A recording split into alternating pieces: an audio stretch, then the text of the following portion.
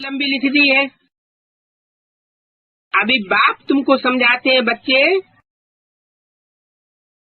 अभी तुमको घर चलना है। ये षष्ठी अब हजारों साल चलने वाली नहीं है। सत्युग में जो लंबी लंबी आयु लिख दी है उसका मूल कारण भी है।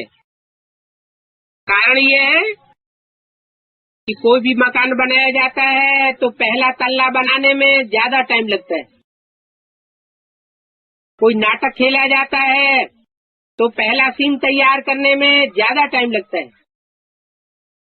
तो ऐसे ही मैं जब इस सृष्टि पर आता हूँ तो चारों युगों की शूटिंग कराता हूँ। सतयुग, त्रेता, द्वापर, कलयुग, ये 4 सीन है इस ड्रामा के।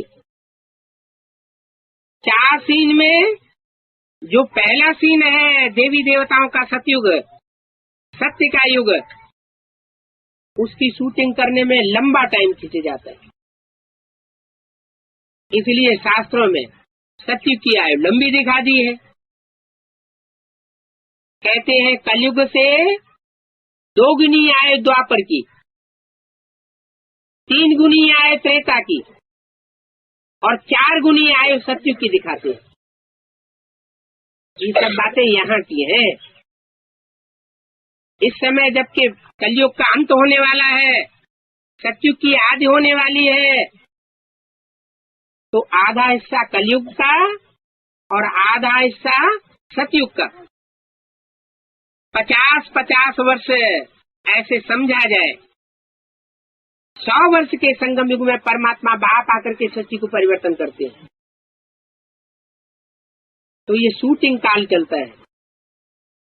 सतयुगी शूटिंग, त्रेता युगी शूटिंग, द्वापर युगी शूटिंग और अभी कलयुग की शूटिंग। चारों युगों की शूटिंग का राज जो बच्चों की बुद्धि में आता है वो ही शास्त्रों में लिख दिए।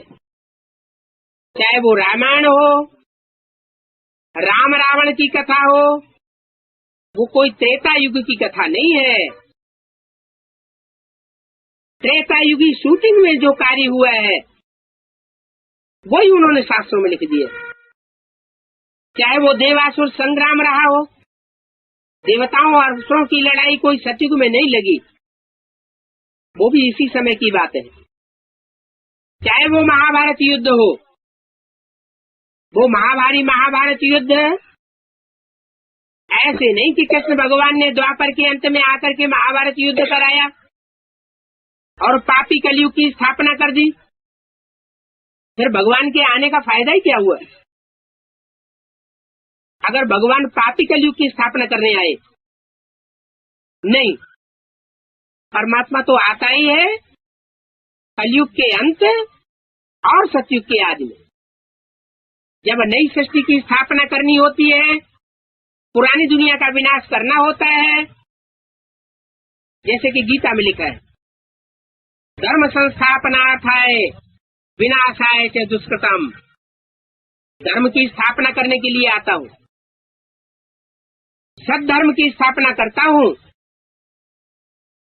और जो दुष्ट धर्म है, देह अभिमान को फैलाने वाले धर्म है, विचार को फैलाने वाले धर्म है, उनका नाश कर देता हूँ।